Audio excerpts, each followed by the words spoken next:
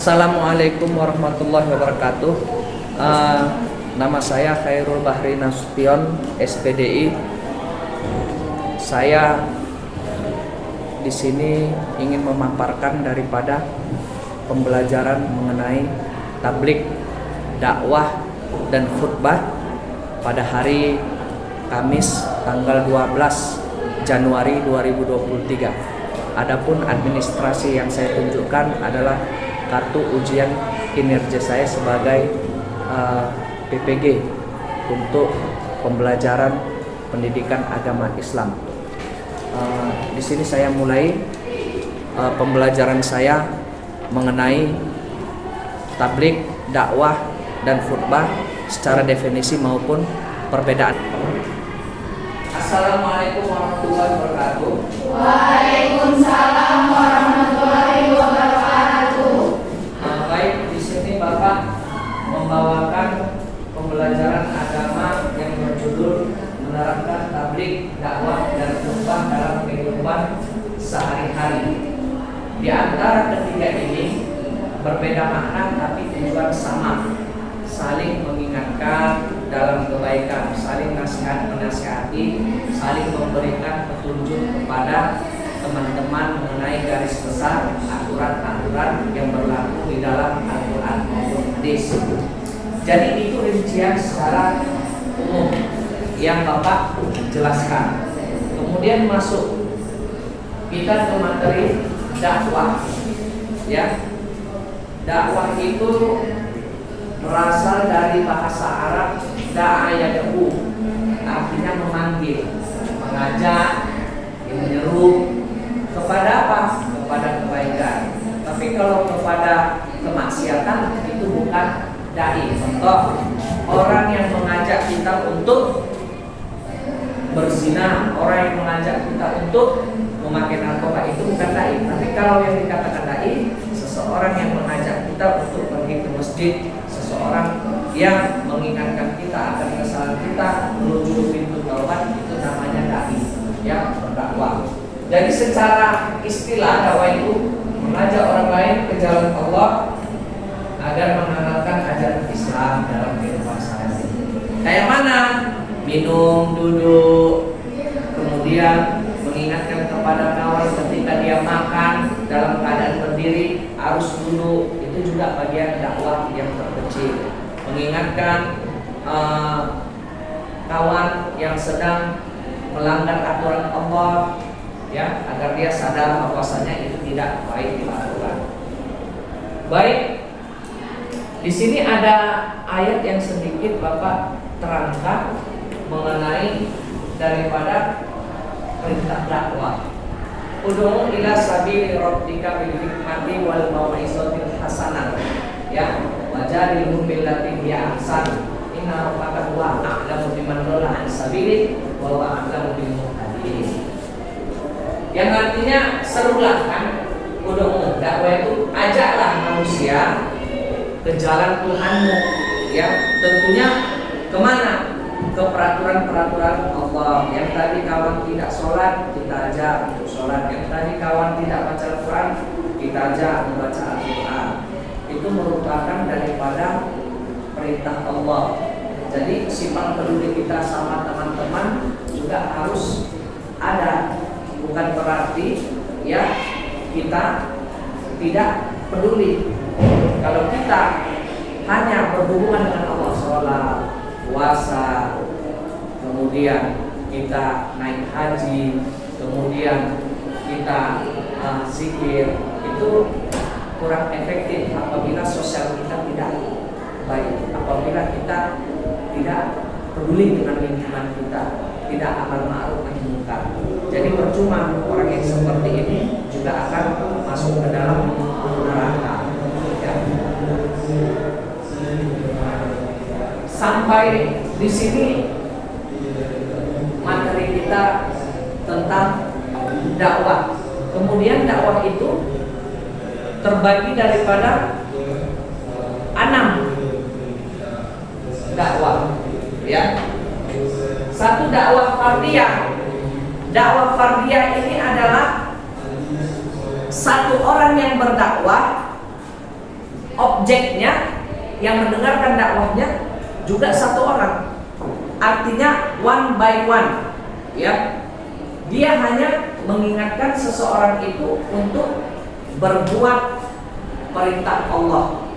Itu namanya fardiyah. Contoh, ketika seorang siswa atau temannya yang melawan gurunya di dalam kelas, nampak satu orang temannya, lantas dia memanggil temannya yang melawan gurunya tadi, dia tarik ke belakang, dia nasihati. Ini dakwah fardiyah, one by one, ya. Satu pendakwah, satu juga pendengar. Ini fardiyah. Kalau jangan seperti itu guru itu orang tua kita.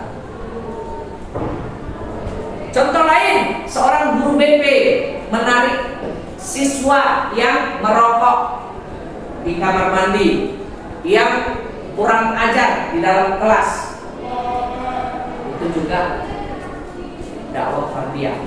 Satu yang terdakwa, objeknya juga satu. Bapak Arab sudah paham. Kemudian dakwah ammah.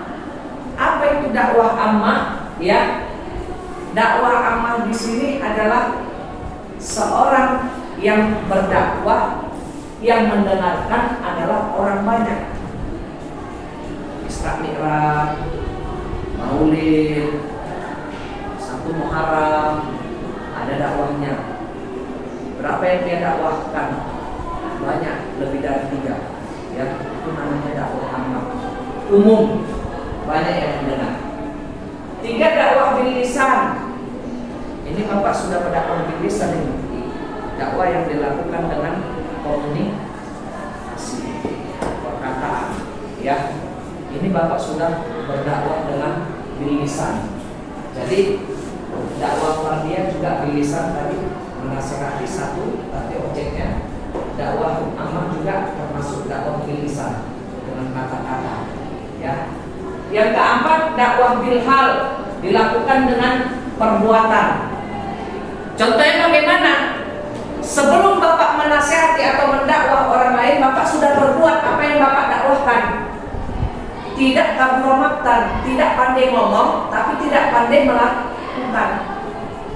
Ada sekarang seorang guru melarang siswanya merokok, tapi dia merokok. Itu bukan dakwah bilhal, bukan dakwah bilhal. Bagaimana dakwah bilhal? Perbaiki dulu diri kita, baru kita memperbaiki diri orang lain. Cocok dulu perkataan kita dengan perbuatan kita. Contoh, ayo sholat, nak sholat. Terlebih dahulu saya sudah sholat di musola, baru saya boleh mengajak orang. Jadi dakwah bilhal, dakwah yang dilakukan dengan perbuatan, ya. Yang kelima, dakwah bitadwin. Apa itu dakwah bitadwin? Ya, dakwah yang dilakukan dengan tulisan. Pernah lihat tulisan-tulisan agama di blogger internet? Pernah lihat materi-materi agama di koran, media sosial, bahkan di TikTok? Cara hijaber yang baik secara syariat Islam. Bagaimana memakai hijab secara syariat Islam? Itu juga dakwah bitadwin, dengan tulisan, ya. Jadi dakwah bitadwin ini agak sedikit rumit dibandingkan dakwah bil lisannya 4 itu tadi. Kemudian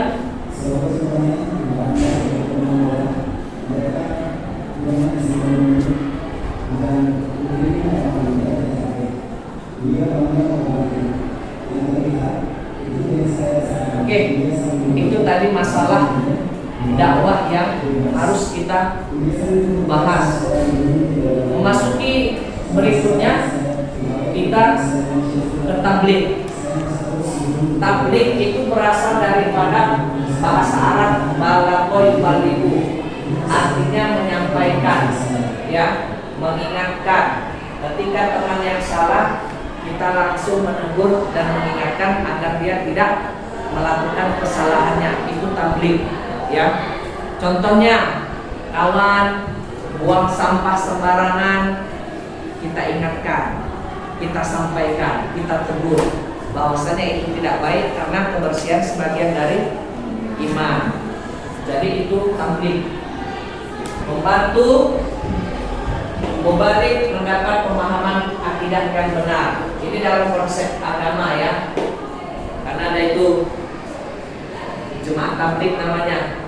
Pakai sorban, pakai jubah, datang dari pintu ke pintu ke rumah kita untuk mengajak siapa? Mengajak keluarga kita ke masjid, mendengarkan kajian apa segala macam. Itu bagian daripada pelaksanaan tabligh. Membantu mubalik untuk menjalankan ibadah. Inilah manfaat daripada tabligh. Lanjut kita ke khutbah, ya. Khutbah. Jadi tabligh sudah kita ketahui, kemudian dakwah sudah kita ketahui, terakhir adalah khutbah. Khutbah itu di dalamnya nasihat, ya. Tapi lebih khusus lagi khutbah karena dia menyangkut tentang ajaran agama Islam umum, ya. Jadi tabligh itu dilakukan, khutbah itu dilakukan ketika pada waktu tertentu saja, bukan sembarangan. Kapan khutbah dilakukan? Ketika sholat Jumat, ketika sholat Idul Fitri, Idul Adha, istisqa, sholat khusuf, istisqa, sholat untuk meminta hujan, khusuf, sholat gerhana matahari atau gerhana bulan. Itu dia yang dikatakan dengan khutbah. Adapun rukun khutbah ada 5, ya.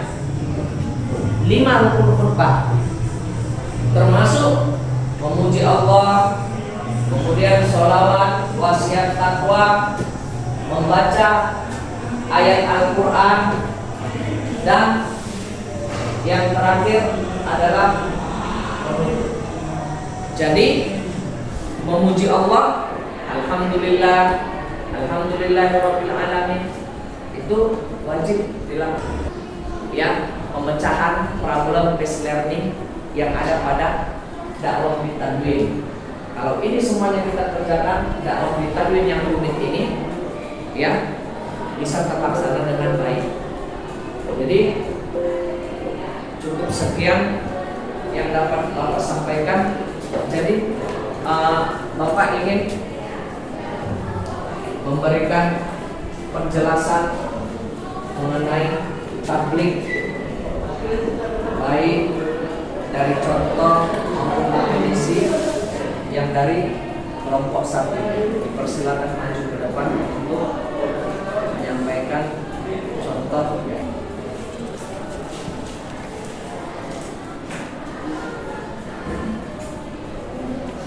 Baik, jadi di sini saya dari kelompok 1 mau menyebutkan 5 contoh tabligh. Yaitu yang ke-1, untuk mengajak teman tidak cabut. Yang kedua, mengajak teman untuk tidak membuang sampah. Yang ketiga, mengajak teman untuk tidak mencontek. Yang keempat, mengajak untuk membuang sampah. Dan yang kelima,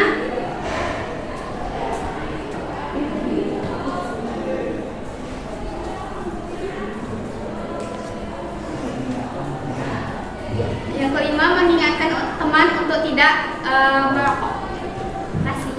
Ya, beri kepada ini sebagai kelompok 1. Baik, selanjutnya kelompok 2 untuk memberikan penjelasan serta contoh dari khutbah. Khutbah itu isinya nasihat kepada salah satu kelompok 2 maju ke depan untuk memberikan contoh dari khutbah.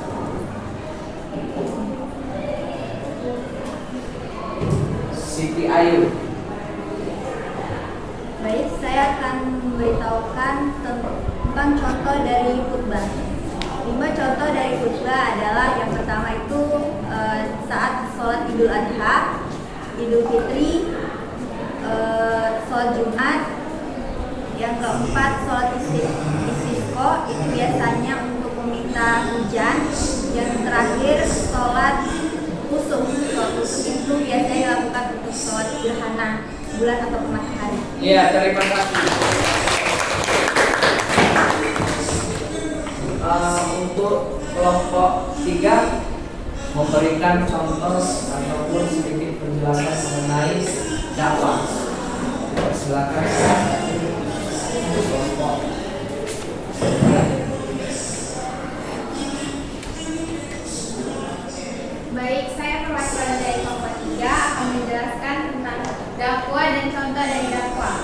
Dakwah adalah suatu penyampaian untuk melakukan perbuatan yang baik.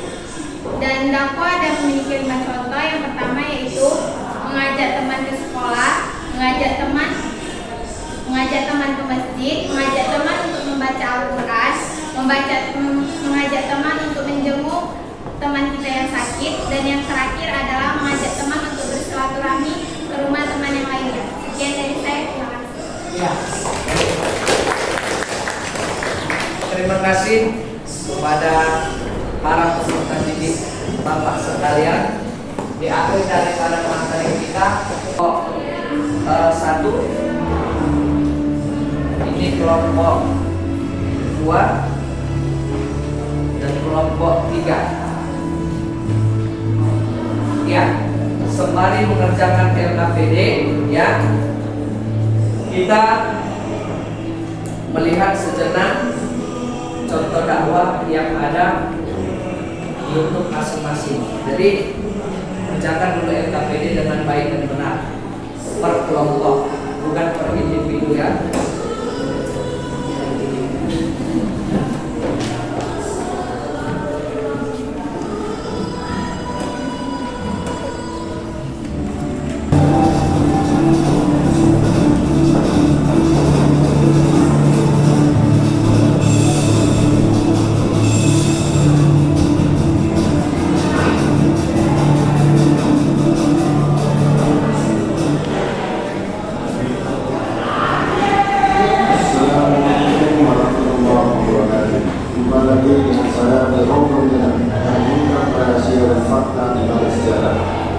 Kesempatan kali ini kita akan membahas dakwah Nabi Muhammad SAW ke Indonesia.